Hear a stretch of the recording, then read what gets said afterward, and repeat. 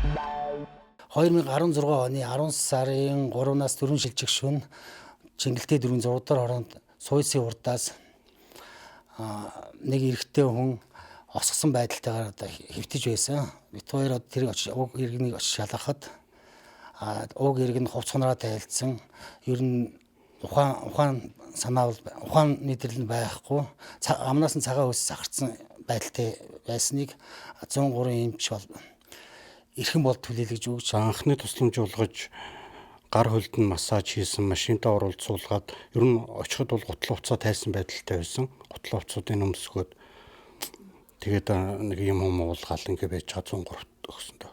Хов нь бол утсыг хайж олоод биднээсээ холбоо барьсан л да.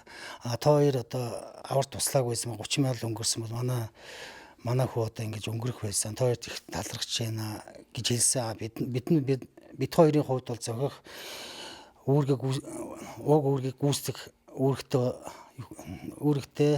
уг үүргээ биелүүлж ажилласан л гэж бодож байна.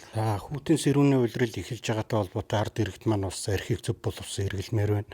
Эргэлсэн тохиолдолд одоо арга иртэйгээ холбогдож аюулгүй байдлаа хангахыг ард иргэдээс сэрэмжлүүлж байна.